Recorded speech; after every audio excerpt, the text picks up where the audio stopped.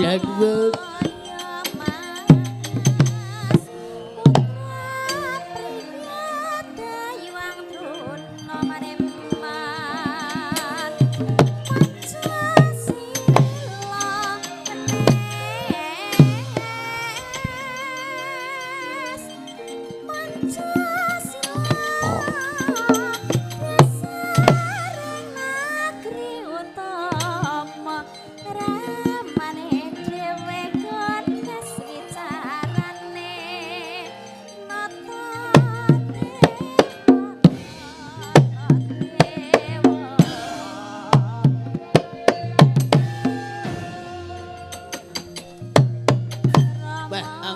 ngấp bạc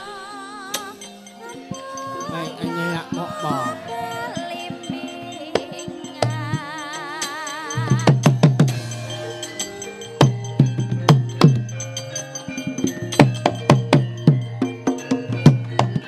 Buddha Pandhawa Tata Khati Wisraya Indriyaksa Sara Maru Pawana Pana Markana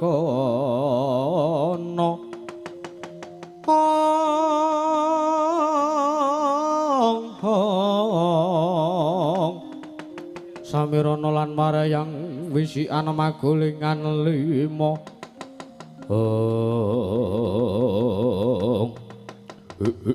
Hong Titian Klurudan Waspati Raja Dewaku bocah tumenggung log yang wajah nyawa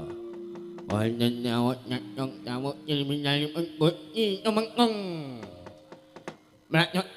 nyok ngolo intak ni pun buknya ni nyok ni nyomat nyong nyawa ni mengeng mình balen dạ mình nhọc một can nó nhậu nhặt ngút nhị ngolo ngọt nhặt một bề bề Bangerti lamun dina sak mengko negara ing ngloji tengara nganakake pasewakan agung sing ngrembug kepengin dandani negara Ngastina sing sasar susur pakartine kepengin ngajak apik karo Nalendra Ngastina Prabu Duryudana sing duweni watak angkara Jandala lajeng kemaring kados pundi Gusti Tunggal menapa dinten sak mangke kula sawadya bala kedah bidal dhateng praja ing Astina gandeng dina samengko Gustimu Prabu Beledwelbeh wis utusan karo Patih Bayukinara supaya dina samengko ngejak apik karo Nalendra Ngastina sing jejuluk Prabu Duryudana kanggo ngawat-awati dawuh saka Prabu Beledwelbeh saka sinuwun Prabu Rantungsat awe dhewe kinen budal riklampit brungat kimpul gajah gelar singa barong pacak baris budal menyang negara Ngastina sing baku mung bakal kanggo ngawat-awati Patih Bayukinara supaya aja ngasih kasempyuk ing ngaradyan lajeng widalipun ingkang abdi dinten sak mangke menapa ora ketang sambung obong celok lintang mangkata dina iki nanging kanthi laku dedemitan supaya aja nganti kawangkuran dening para kawula sak negara Ngastina ngene nggih kepareng ngabdi ing katumenggungan nyuwun pamit padal pasilan sing ati-ati aja kaya bocah cilik bocah tumenggung kowe kabeh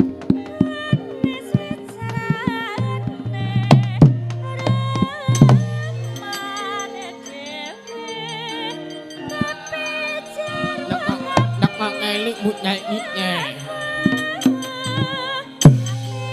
alon alon lên chân cái lề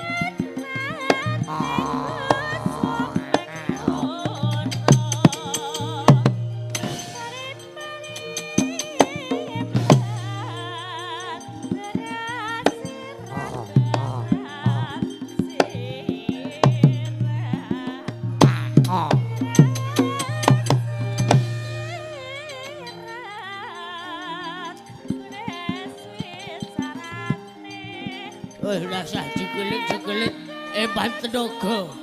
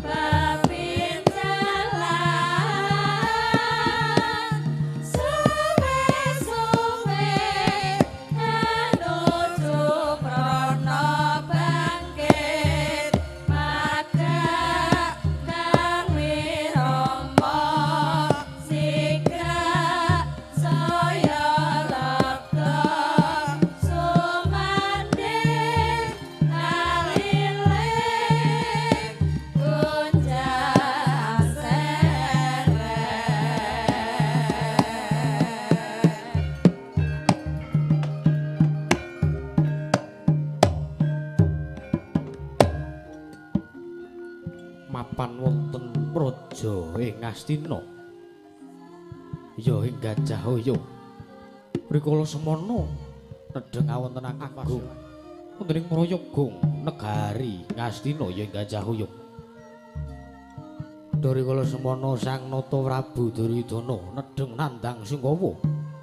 Dados sakuling pangke pilenggaipun Nalendra ing Awangga Pandhita ing Sukalima miwah satring Plasa Jenar Patih Harya Suman Sang Tapa Gandurna miwah Sang Nata Prabu Karna Basusena.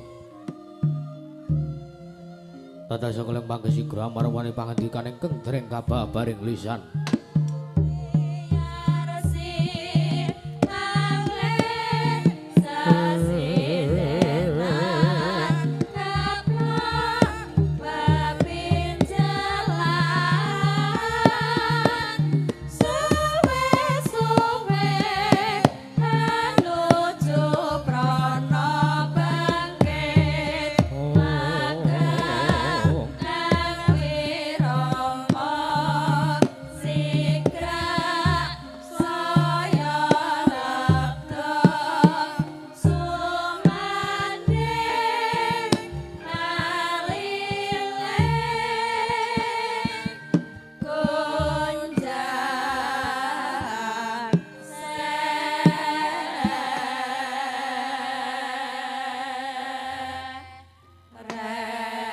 Mandalun tata trapsilanira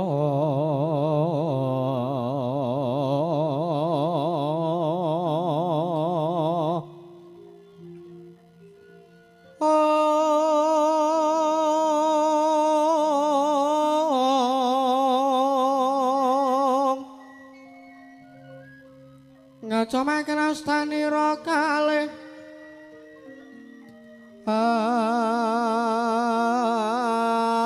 astanira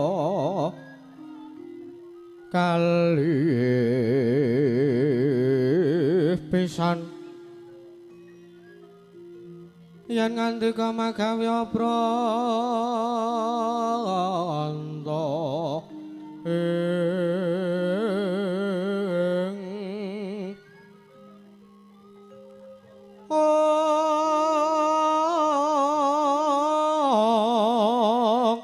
yen ngandika magawya branta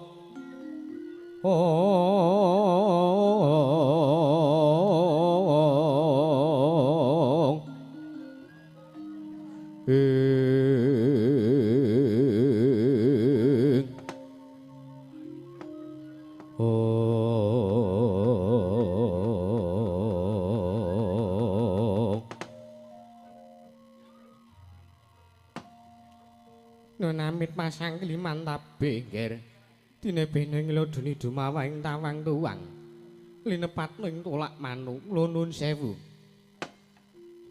kula nyuwun pangapunten krana dinten sakmangke kula sampun wantun munjuk atur ngersaning paduka anak Prabu ing Ngastina kenging menapa nger paduka ngawe sangjaning para nayaka praja wonten praja ing Ngastina kenging menapa paduka malah nandhang Sungkawa kenging menapa paduka malah kula nuwun sewu sajak suntrut guayanipun wonten masalah menapa lan wonten paring damel menapa nggih ingkang bapa ing kapatian nyadong dawuh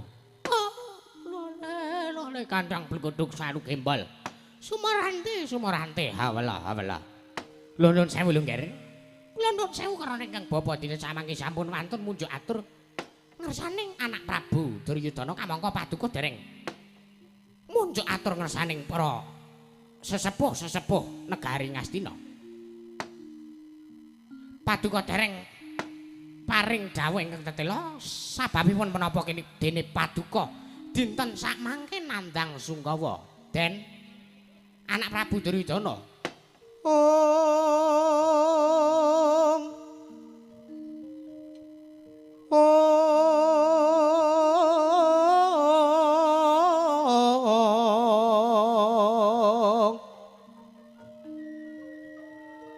Punapa ta mirah ingsun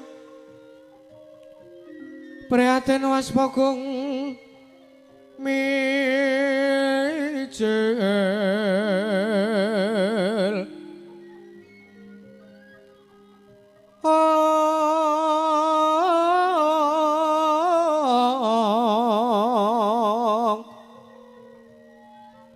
Tuda tanpa karya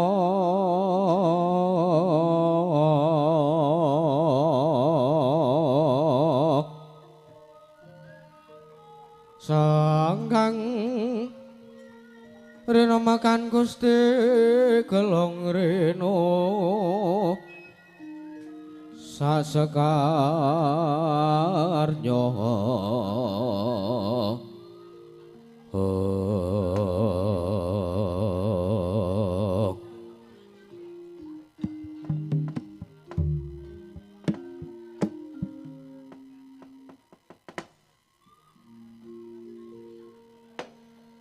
kenging menapa nggir kula dangu malah paduka sajak netesaken ponang waspa saking netra nggir wonten paring damel menapa dene dinten sak mangke paduka nandhang Sungkawa ana Prabu Duryudana Paman Patih Arya Zuman kula wonten dawuh Bapa Durna kula wonten dawuh nggir Kakang Prabu Karna Basusena ing Awangga. Kula wonten dawuh, Yayi Prabu. Estunipun dinten sak mangke menika kula ngawontenaken pasewakan agung ingkang boten sanes namung badhe ngrembak bab legetaning manah kula ingkang sampun wonten 3 dinten menika kula rasaken. Kula menika boten tentrem. Kula menika mboten rumaos jenjeming penggalih krana dipun sababaken sampun wonten 3 dinten menika 3 dinten kapungkur kula menika nandhang ngimpi ananging ngimpinipun menika sanget ndamel kejut raosing penggalihipun ingkang putra pun Duryudana paduka nandhang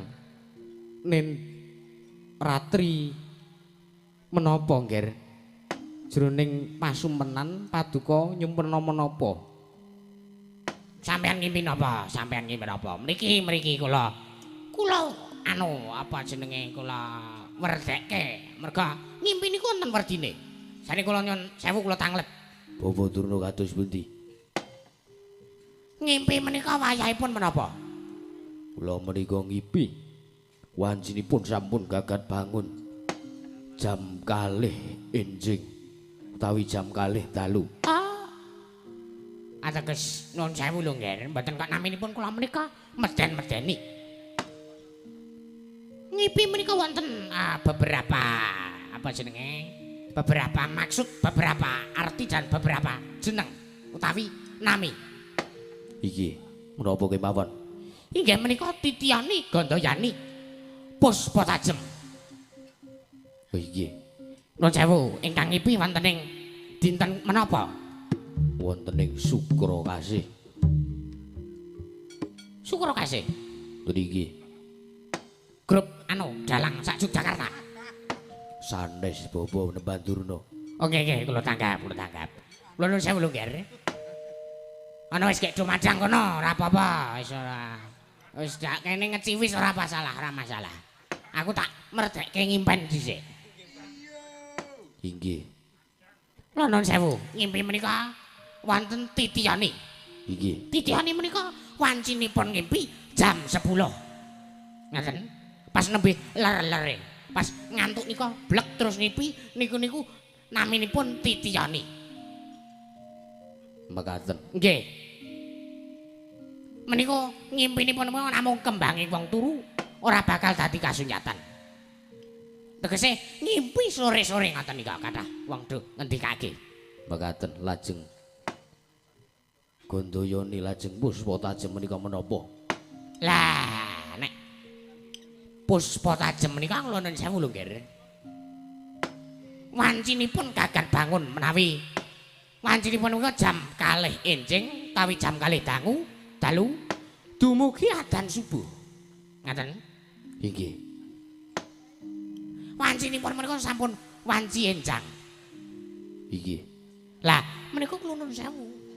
Puspa tajem menika saged ugi dados kasunyatan, saged ugi ngaruh dhateng panggesanganipun Paduka Anak Prabu Duryudana. Lah saniki kula tak tanglet. Bapa Duna badhe najahaken bab perkawis menapa? Paduka menika ngimpi menapa? Napa Paduka ngimpi diwehi dhuwit karo Mbah Waloya akeh, ngono? Apa ngimpi dijaluki Mbah Waloya aki? Kula temen sak mangke kula aturi paring dawuh ingkang tetela. Badurna, Kula wonten dawuh. dinten sak mangke menika kula ngimpi negari Ngastina ketaman banjir. Monggo banjiripun menika mboten kok banjir wujuding toya ingkang pethak utawi bening. Ingkang wening menika sanes nanging banjiripun menika wujudipun rah utawi getih. Ingkang anggulung alun-alun praja ing Ngastina. Dampar kencana menika ugi kentir madaning banjir menika bebenemban. Oh, kula nuwun sewu. Sameneika kula tak matur bilih kathah para sepuh ngendikaken bilih ngimpi menika wonten maksudipun utawi wonten werdinipun. Misale ngimpi omahe kobong kuwi ateges bakal kerejeken, bakal oleh rezeki sing akeh. Menika Inggih, lajeng ngimpi omahe kebanjiran. Menika ugi badhe pikantuk kanugrahan. Ngimpi oleh duit akeh. Menika sedulure bakal nandang sedih utawa sedulure bakal ora ana. Apa ora ngawur to, Kang? Mboten. Sampun kula cocokaken kalih buku. buku napa? Buku nomor. Sampeyan ki kok ya buku nomor dienggo nyocoke ngimpi. Mboten. Sapa ngerti jroning pangimpen nemu nomor ya ta? Ya wis ora. Mboten pun ditanjihke, pun diwerdekke pasumpenan menika napa? Lah. Nek ngimpi dadi manten bakal cepak patine. Lah nek ngimpi kebanjiran menika kula nuwun sewu. Monggo banjiripun getih. Ateges Paduka menika badhe pikantuk kanugrahan saking para Jawata. Mekaten.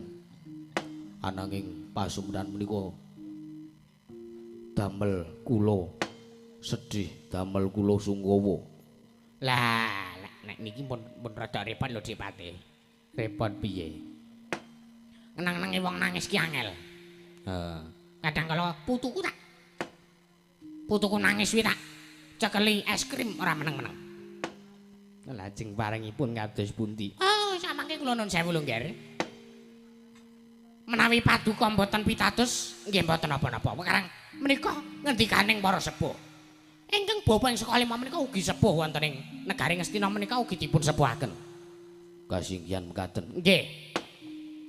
Iki wis do rampung kula ring madang iki. Nek madang tak suluki daya teko. Wis ngaten mawon. Menika Nger, menika ingkang saged kula aturaken ngersaning Anak Prabu Duryudana. Mbok bilih kathah lepatipun ingkang bapa nyuwun pangapunten. Krana dinten samangke menika Paduka ngimpi negara Ngastina kebanjiran getih mongko damar kencana keli. Menika Paduka badhe antuk wujuding kanugrahan Nger Anak Prabu Duryudana. Sidom jroning pasewakan Wadyagung tanpa sapa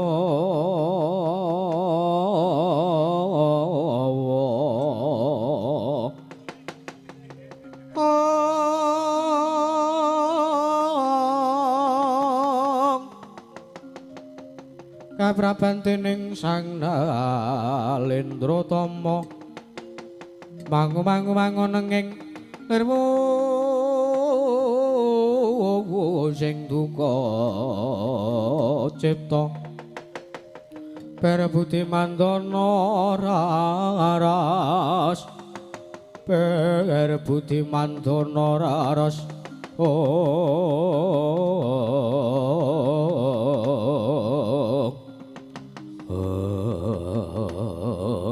Seh kata kebiar kata riko wau Dereng ngantos paripurna ingkang sami embal wacana wonten ing praja Datulaya praja ing Astina dados sakuling mangke. Solaing kawula tasih samya alok bilih wonten pawongan saking tlatah Sabrang ingkang wantun minggah madaning Datulaya praja ing Astina. Nyeruwepeh pindha satemputan gagak-gagak samya mulat pangrombaking para kawula kanca nedaya piyak-piyak njuk dalan.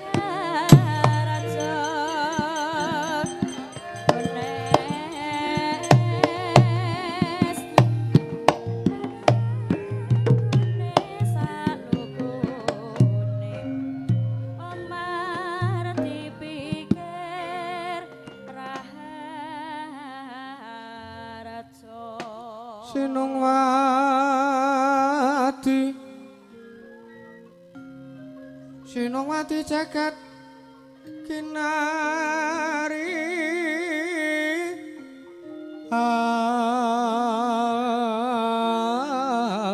among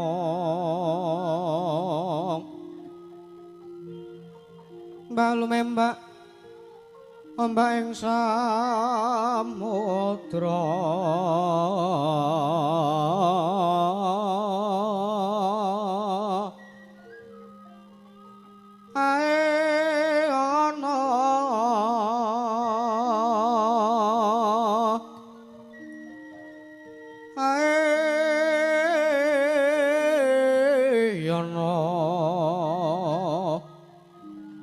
lumut amra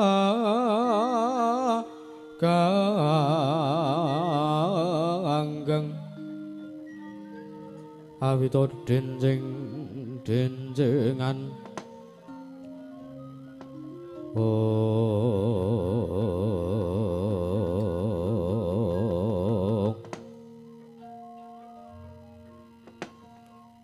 jagat dewa Bathara pawan ilamanten dawuh dereng ngantos paripurna anggen kula nampi sabda tama saking Bapa Penemban Durna. Lah kok menika kados sawanipun kula nuwun sewu menawi kula titik saking sandhanganipun. Menika pawongan saking tlatah Sabrang. Junjung lah salah, nggih. Monggo dinten sak mangke kula aturi dangu. Wigatosipun menapa titah menika pawongan menika sowan.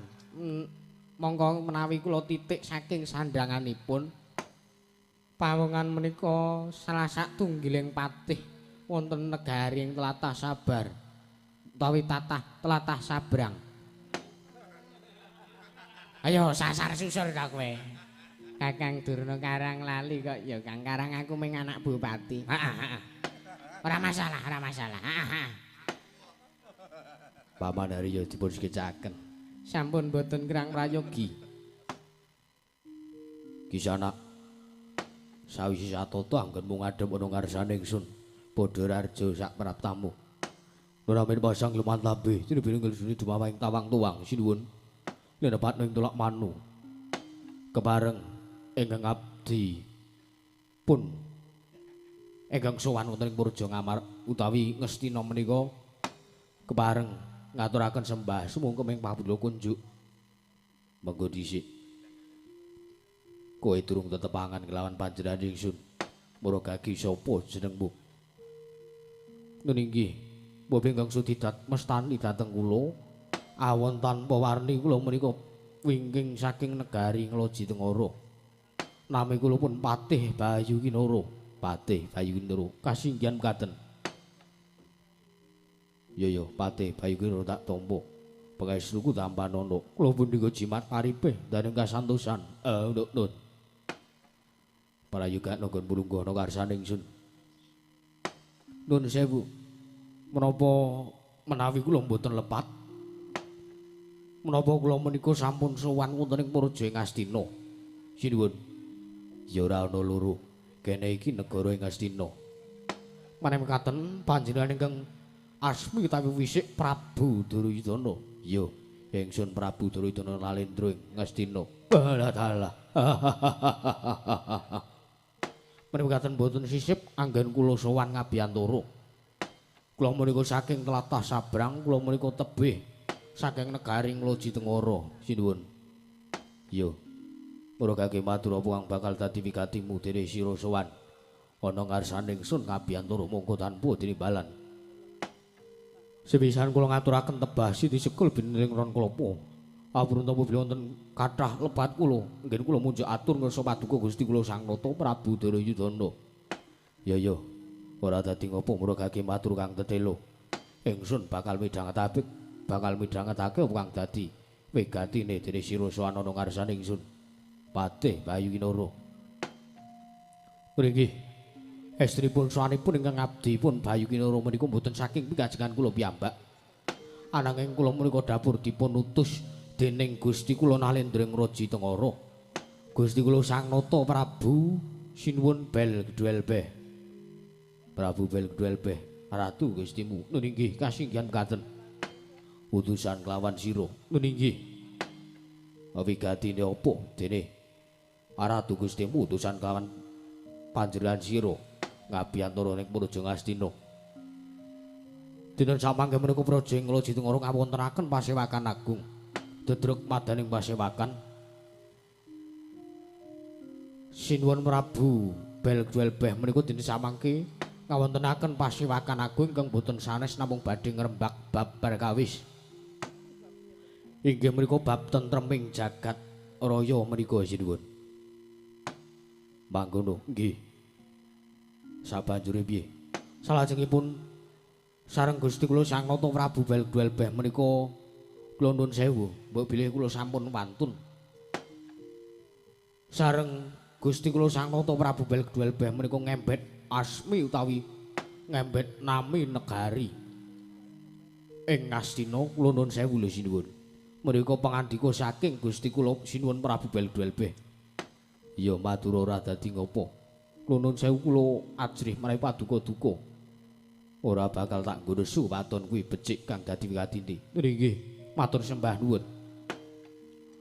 Nyuwun ngapunten bilih dinten sak mangke menika sinuwun Prabu Belgwel Beh menika ngendika bilih saklaminipun dados Nalendra wonten ing Ngloji Tengara menika piyambakipun ngraosaken raos tentrem, jenjem lan ayem jroning penggalipun sinuwun Prabu Belgwel Beh. Sabanjure piye? Ananging sareng dipun taliti tasih wonten negari ingkang tasih boten tentrem, tasih wonten negari ingkang boten jenjem, boten sayek saeka kapti. Kawulanipun sami cecongkran, kawulanipun sami mumungsuhan. Nalendranipun kalih kadang-kadangipun menika boten sami rukun. Padha kepengin paten pinaten, boten sami rukun, boten sami manunggal, boten sami nyawiji dados setunggal. Banjur sing mbok maksud negara kuwi negara ngendi? Kula nuwun sewu. Sareng kula tanjahaken marang ngersa Gusti kula Prabu Belgwel Beh menika piyambakipun walaka bilih negari ingkang dipun sebat menika winastan negari Ngastina lan Nalendra ingkang dipun kula nuwun sewu ingkang dipun anggep watak kagungan watak Angkara Bicandala menika sinuwun Prabu Duryudana sinuwun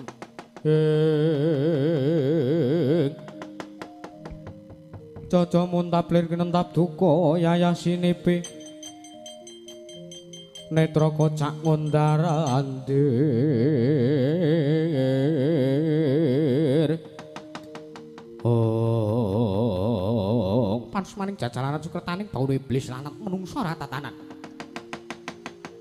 kuwi lah dalah dina sak mengko kok delangap ucapmu ning atase derajatmu kuwi ming patih derajatmu kuwi ming patih kok wani ngarani Yayi Prabu Duryudana ki Nalendra sing duweni watak Angkara Bicandala Bayu Kinara kula wonten dawuh menika sinten yen kowe durung tepung lena mripatmu gatena gobok waku Nalendra ing Ngawangga Prabu Karna Basusena nggih panjenengan Prabu Karna Basusena ing Ngawangga iya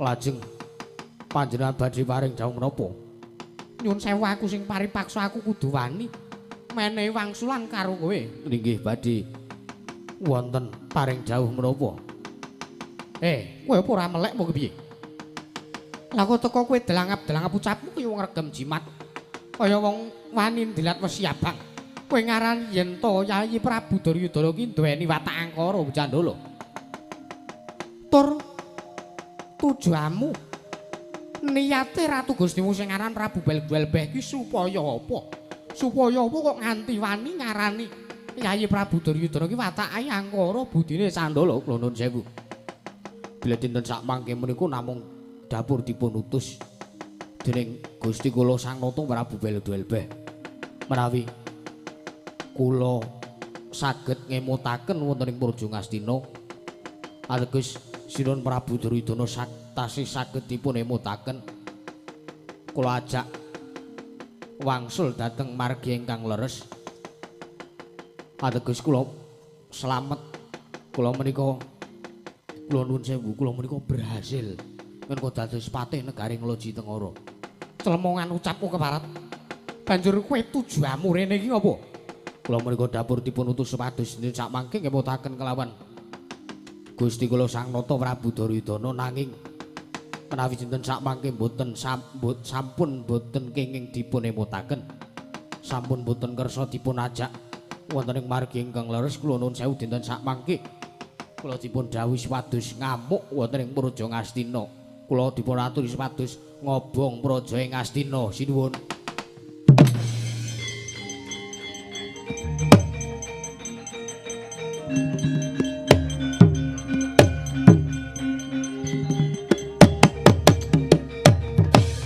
Arus maning jajalan saring bau iblis lanat saya gawe duka penggaling Nalendra ing Ngawangga delangap ucapmu kaya wong wani ngregem jimat kaya wong wani ndilat wesi abang cetha ning ngareping netraku kowe nantang kowe sumbar karo ngersaning Yayi Prabu Duryudana ya nek kowe arep wani karo Yayi Prabu Duryudana mungsuhe dudu sapa-sapa nanging ngajange dadaning Nalendra ing Ngawangga monggo kula aturi medal jawi sinuwun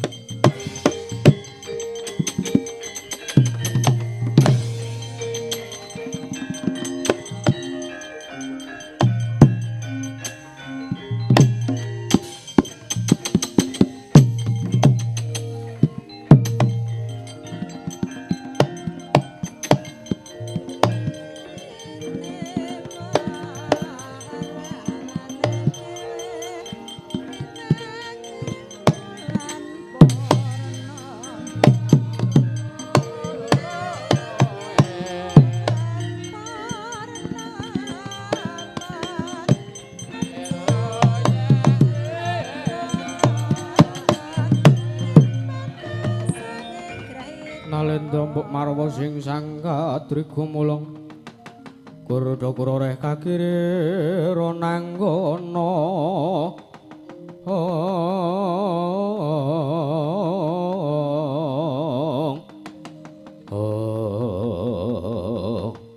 Oh Prabu wonten dawuh Yayi dinten sak mangke nyata ingkang dados pasumpenanipun ingkang rayi ing Ngastina pripun kados pundi dene paduka paring dawuh katen menapa ing kula sumpena inggih menika wujudipun banjir getih utawi banjir rah dinten sak mangke kula badhe nampi masalah ingkang ageng sanget. Nyai Prabu, Kula wonten dawuh. perkawis menika paduka sampun tumut-tumut, sampun ngantos tumut-tumut perkawis menika. Ananging kahanan menika sampun kriwikan dados grujukan geguyon dadi tangisan. Cekap ingkang raka ngawangga ingkang ngamungkasi. Koko Prabu matur sembah nuwun. Oh, lajeng kula kados pundi, Nger? Bapa Dunuk kendel kemawon. Oh, nggih nggih. Seneng aku angger dikon leren iki seneng aku. Oh, kayak gara-gara ora. Ayo perang dhisik. Koko Prabu Wonten dawuh, kula ngaturaken matur sembah nuwun ingkang tanpa pepindhan. cekap ingkang raka ingkang ngamungkasi, cekap ingkang raka ingkang amadhangaken perkawis menika, madhangaken kawontenan menika. Matur sembah nuwun. Kula nyuwun pamit. Badhe bidhal wonten ing pabaratan. Kula badhe campuh kaliyan Patih Bayu Kinara kala wau. Koko Prabu ngatos-atos. Mugi-mugi paduka saged unggul madyaning pabaratan. Nyuwun pamit tambahing pangestu Yayi.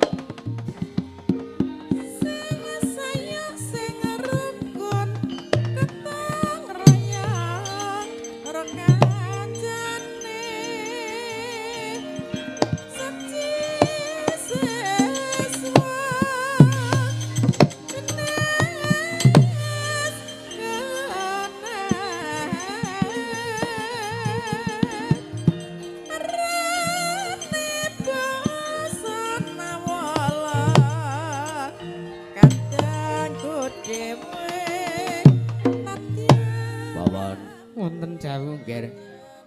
Gandeng kawontenan sampun nyicil ayem. Kakang Prabu Karna ingkang badhe amungkasi perkawis menika.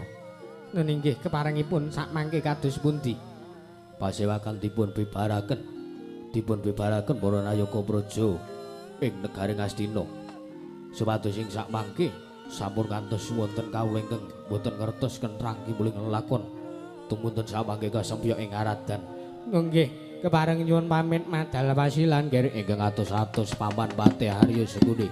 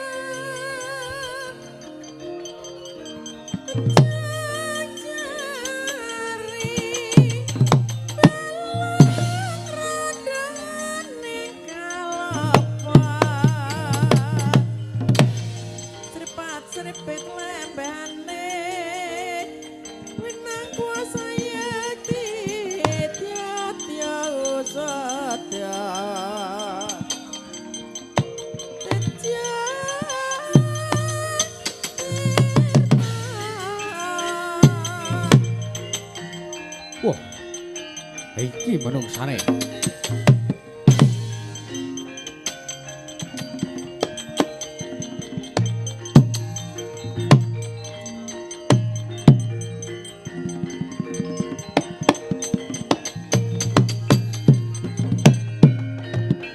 Sinata dilamun katututan lamun mangsa prawira diktaya prawira diktaya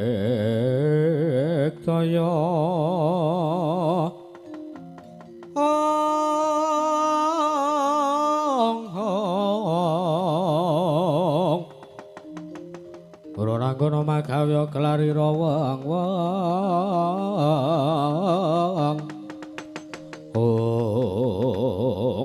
Lah ngagulah bergagah kaya ndro mentrang kaya gendewa. Kuwi ngatasi derajat mugi meng patih. Kok delangap-delangap wani karo Nalendra. Ayo, amuk surung mroto jaya mrote embang yen padha-padha. Ora sandadak pok tutupi kuwi ngaran Kartomarma. Lah salah. Ngerti karo aku, ora aja kok kuwi. 100 Kurawa 100 aku hafal kabeh jenenge. Lah dalah ngetokke nggonmu wasis. Ayo. Ndi maju sak kadangmu. Durma Gati, Dura Gempa, Karta Dendra, Kartipeya, Kartomarma, Surtayu, Citraksa, Citraksi, Durusasana maju kabeh. Ora bakal tak tinggal loncat. Lah dalah babu. Ora gelem minggat kelakon kendharep tangane Raden Kartomarma mati dening aku. Panggo tayoni Kartomarma.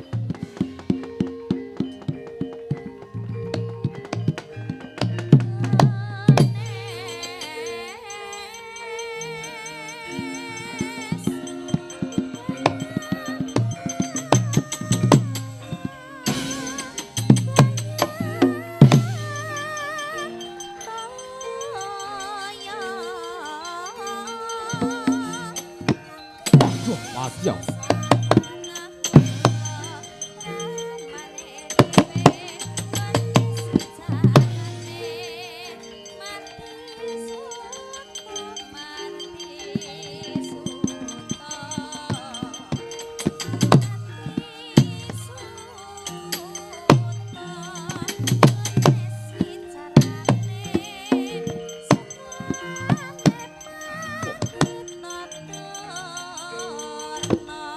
Hilai.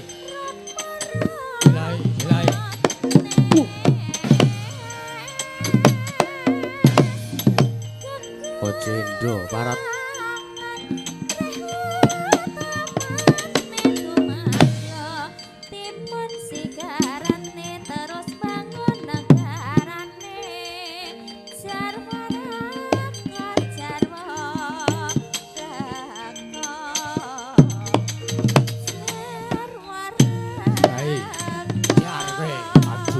Ya. Hus. Mati kowe. Jar kowe, ayo. Hei. Kartomarma mbok lawan barat.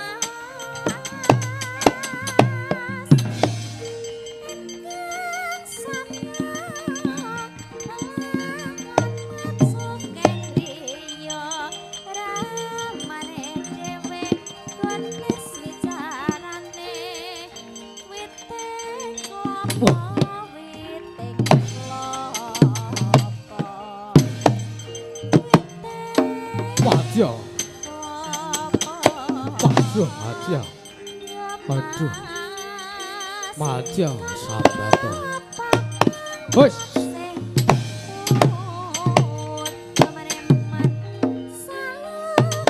Aduh, maju. Ayo. Maju Sangkara bakal tak tinggal loncat. Wis. Waspal pundakmu. Ayo. Wis yalah. Maju. Maju. Maju. Wis. Maju.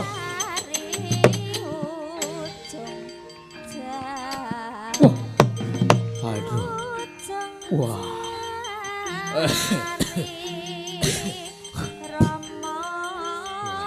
Kebrobos.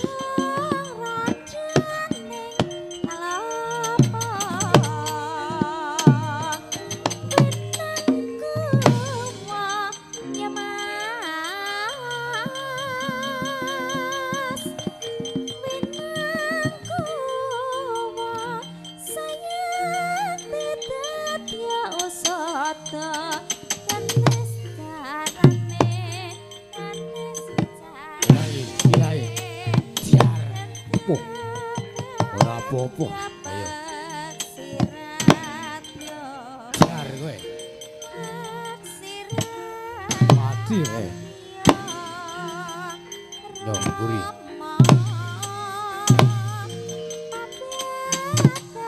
Waduh yo. Wes. Weh. Yo alah. Yo alah. Yo alah. Aduh yo. Wes.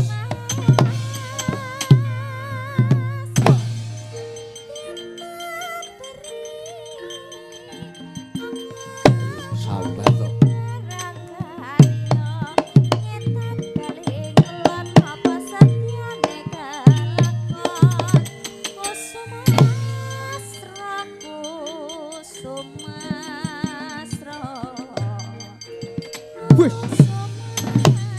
Median iki menungso. Apa jane iki? Gumun aku.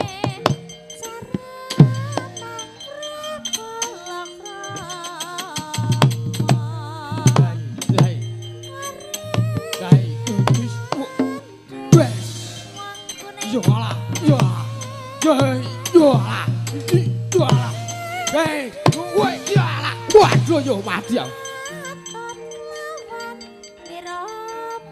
Yo ala. Parah.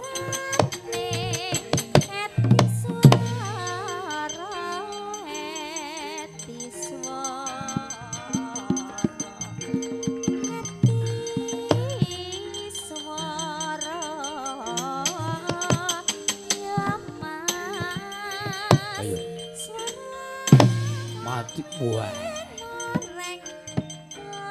Atau si Raja Mak. Waduh, yuk mati aku. Wes. Yuk. Tunggu karepe dhewe. Ayo. Ayo, ora weruh to kowe. Ora weruh kowe, wis rapopo iki masih bendung go nyolong gori ping 3 ra konangan.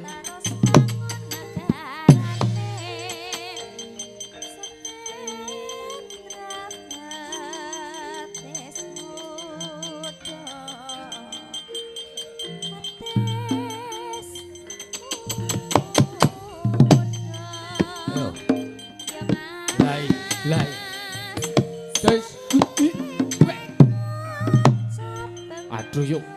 Yuk.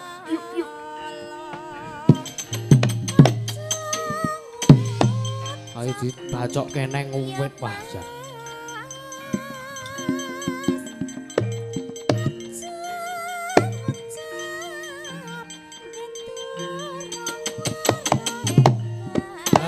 Lai.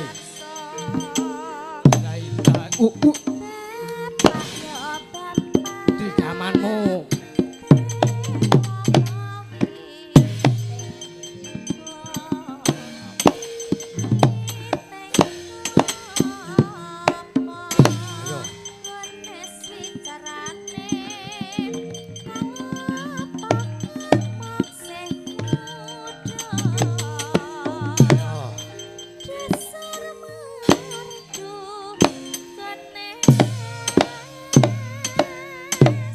Waduh ya.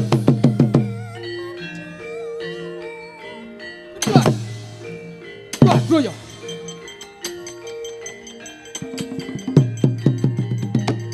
Yo alah yo.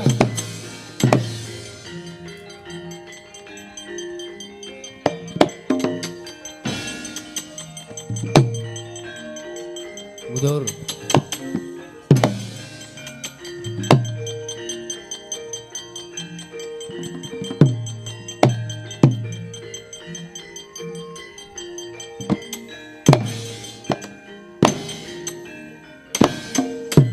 Waduh yo. Yes. Aduh. Mati aku. Aduh ya.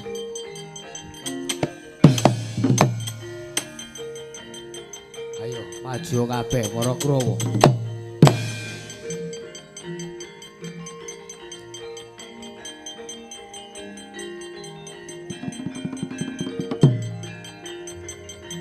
Mundur.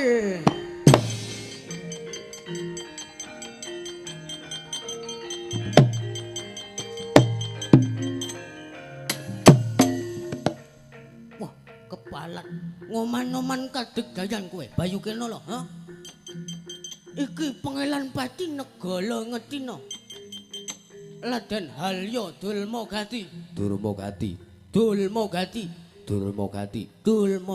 Aku leco muni R. Aku iso.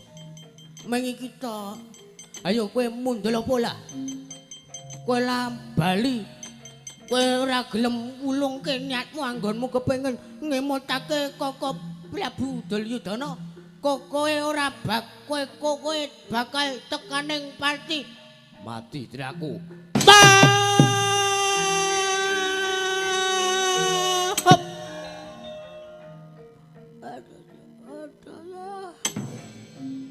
Aduh ya.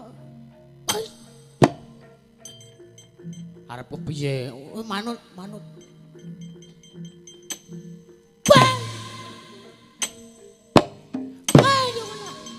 Ketut malah no.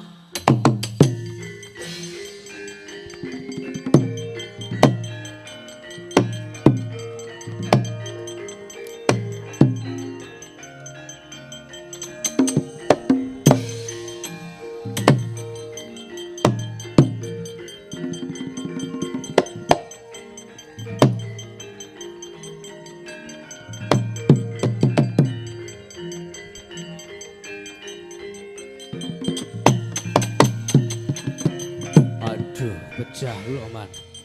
Pecah lho man. Kaltamarma mundur. Nggih. Aduh. Menang po kalah? Gawon man. Kowe iki kadang nata lho kok kalah ki nek cara aku isin. Nek cara kula kok biasa. Ah, nek cara aku isin pun. Kowe iki kadang nata kok kalah. Kalah yo kalah wae. Kalah kok isih dipaidu. Sampeyan penak wong toming arek dawuh bayaran. Ora mikir kene sing gembrobyos. Pecah lho man. Satama mundur menang po kalah? Kawon man. Aduh. Wah, Bayu ki loro digdaya man. Kula disendal cengel kula dibabeke man. Aduh. Kecantol-cantol tuting ya men ora masalah. Ora wong geladan kok. Wis geladan ya ditanggap ya ora masalah. Heeh wis sak karepmu. Bajigol. Macem-macem. Durma Gati nggih man. Menang po kalah? Kawon. Ngangguyu. Pelak seneng e man, pulangi seneng. Arep wayange nyantol-nyantol lho ora apa-apa, wis esuk neh. Besok ada kesempatan. Heeh.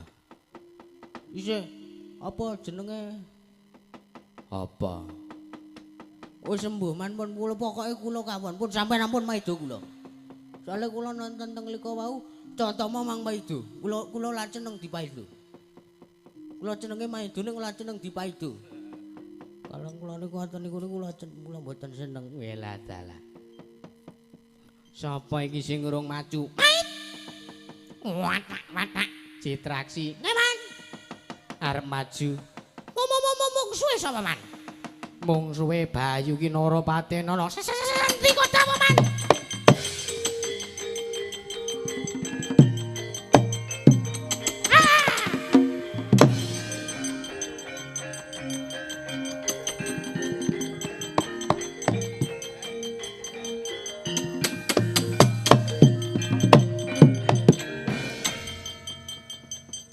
Gelis wong nyanyan bom gawe niku ducek-ceket ceket kepiye to wis rampung pun ambruk kabeh lho lawe iki ngopo to lho sampean kok muni pripun iki goreng apa iki sajak iki masak iki ya dalange radingane ra masalah. Wes engko anggere bubar kek neng taruh kek madang tak entekke iwake tak entekke. Ora masalah. Lah iki ngopo lho? Lho sampean muni pripun? Citraksi Bayu ki Nara Patenana. Kedhok. Mes komunikasi man.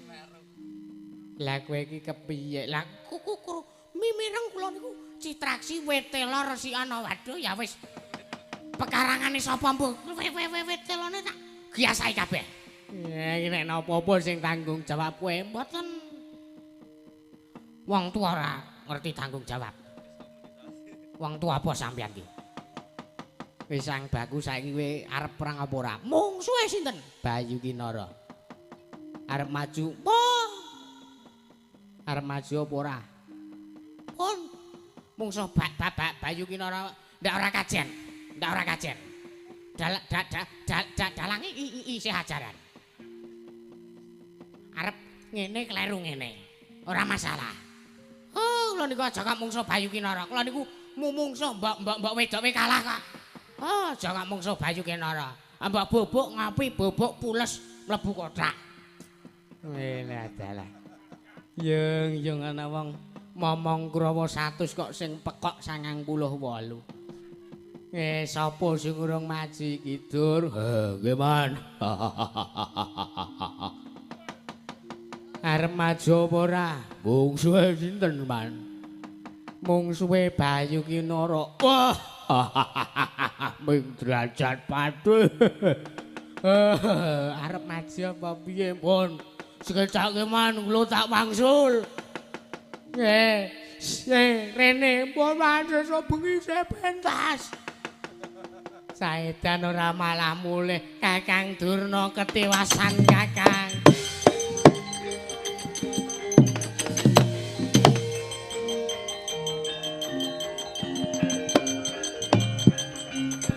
Gugu karepe dhewe.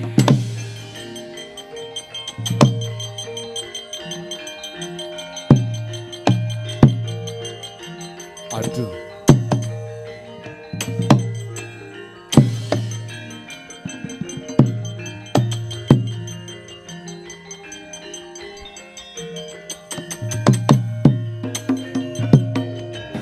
Andrita kang kinarya wangsit pindha gombang. Pindha gombang hangajaping tawang susuh angin. Susuh angin ngendi nggone.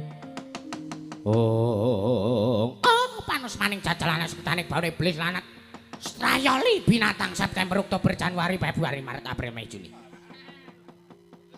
Sampean ki piye to muring-muring kok ngandhake sasi. Bayu Kinara wani ngamuk. Wani ngumbar guna kasantikan guna kaprawirana ing Praja Ngastina. Apa dikira aku ra iso ngembari marang kadigdayanmu? Yah, tampan ana Kiai Cundha Manik. Nemban nuwun sewu kula menika tasih ngajeni kalian panjenengan. Menapa cocok pengendikan sing kados sepatan menika menapa cocok kalian pengendikapun salah satunggiling Brahmana. Tegese piye? Brahmana menika adinipun kedah suci lair lan batos. Boten purun ngagem wujudipun pusaka menawi dereng kepepet menika sipatipun Brahmana. Ananging paduka menika ginakaken pusaka ingkang aran Kiai Cundha Manik kagem sumbar kagem meden-medeni tiyang sanes menika mboten satrepipun. Menika sanes pengendikanipun Brahmana. Menawi paduka ngendika kados ngaten kula nuwun sewu bilih dene sak mangke paduka menika badhe tetel kabrahmananipun. Ora ngawur kowe, ora ngawur. Wis dadi pendhita ki wis suwe kok ya. Kowe gelem bali apa ora? Kowe ora sandadak ngelikke karo anak Prabu Duryudana supaya tajak apik. Kowe ora sandadak ngelikke karo anak Prabu Duryudana supaya gelem bali ning dalan sing bener. Apa mbok anggap anak Prabu Duryudana ki lagi lali, ha? Apa mbok anggap anak Prabu Duryudana ki lagi lali? Ya ngono apa piye? Meng dikongkon meng patih saka negara desa kok ngoman-oman guna kaprawiran. Ora bakal menang nek mungsuh Bandurna.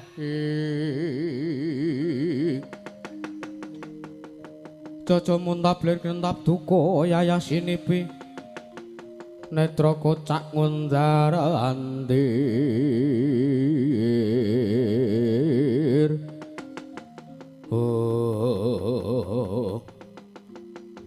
Menawi ngaten sak mangke ngaten mriku. Ngaten kemawon. Kepiye apa kowe arep adu kepinteran karo aku?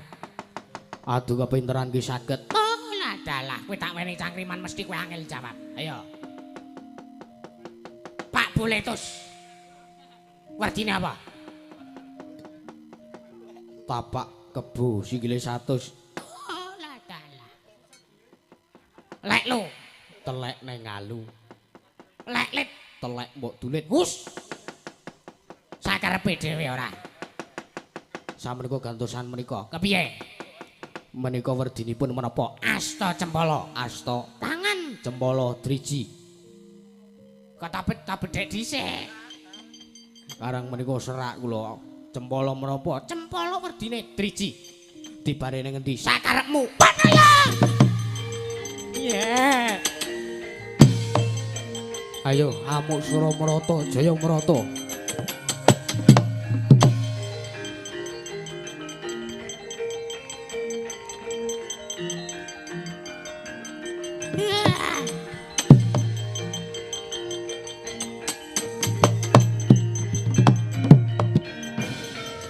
ya ana patih kok pintere kaya ngono wing kaya wong pendhita kok kalah karo derajateng patih. Oh, sampeyan menika menapa? Urung apa-apa. Kula lek ngetokke aji-aji katidayan urung apa-apa. Sampeyan ki pendhita kok ming didungi driji niki napa? Asta cempala, asta tangan. Cempala driji. Tibane nang endi sakarepmu? Aduh ya. Ameng ngono kok ya manut geleme diapusi iki apa? Asta cempala. Asta tangan. Cempala driji. Tibane sakarepmu. Aduh ya. Depate. Nonton jawab. Menika napa? Cokor kirik. Hus. Mbok asta cempala. Mah. Menika napa? Cokor kirik. Asta cempala ta. Depate. Mbok ya ora ngono kuwi. Hus. Jijiki kaya banji menjuk-menjuk ora. Oh, nek wonten pun kados ngaten kados pundi? Matur ngersaning anak Prabu Karna Basusina ingkang sampun nggadahi ujar badhe ngrampungaken perkawis menika. Nggih, nggih anak Prabu Karna ketiwasan nggih.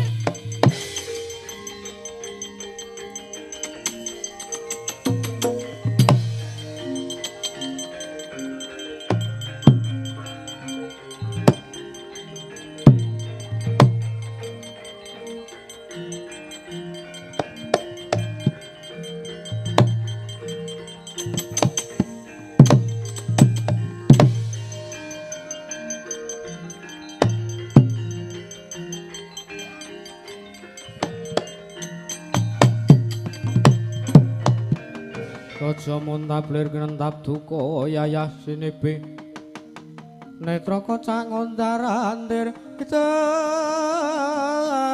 sila mangus wambrananang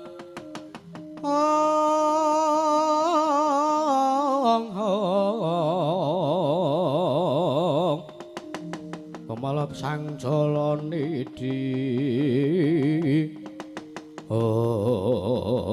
manus maning jajalanan sukertaning bawune iblis lanat. Welah dalah bayi kinur saya ngoman-oman kadigdayan. Saya ngoman-oman kasekten ngamuk punggung srotanto nirbaya wikara. Ya tak lepasake pusakaku Kyai Kunto Wijaya Danu. Ora sirna margalaya aja diundang Bayu Kinara keparat. Kocap kacarita nalika semono. Mulat nalindra ngawangga Sang Prabu Karna Basusina. Kelega pusaka Kyai Kunto Wijaya Danu tanggaping gati Sang Bayu Kinara sigra ameses ponang maruta ageng sanalindra ngawangga kabuncang maruta tebe dawah wonten negari ngamar utawi negari ngawangga kagyat kadra wekasan jangyanipun para kawula.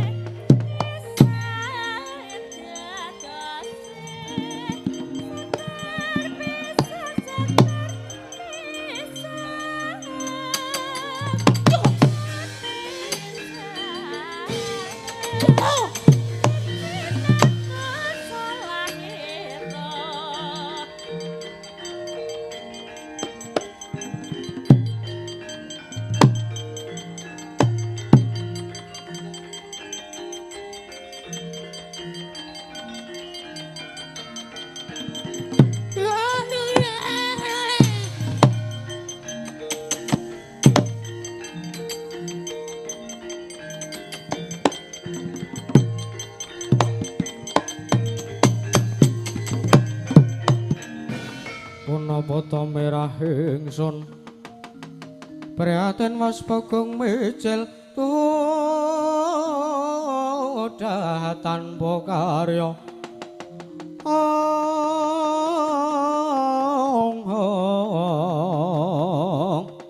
sangkang rina makan Gusti gulung rinu sak sekarya Bapa Dura kados pundi kawontenanipun Kakang Prabu Karna Basusina. Oh, lole kawontenan sampun geger-geger. Kriwian dados gojek grojogan keguyon dados tangisan. Oh, anak Prabu Karna kabuncang maruta tebih dawah teng negari ing Ngawangga.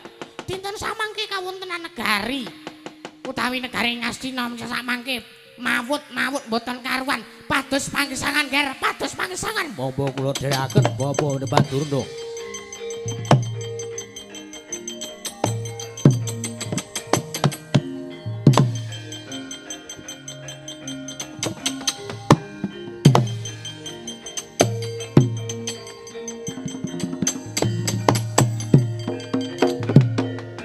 Yo, ora meng tekan semono katigdayanku. Ora meng tekan semur anggonku kepengin ngrusak negara Ngastina. Nek pancen Nalendra Ngastina ora gelem dijak apik, nek pancen Nalendra Ngastina ora gelem tak jak bali marang dalan sing becik yo. Neng ngendi paranmu tak tutke tak obong negara Ngastina, Parat.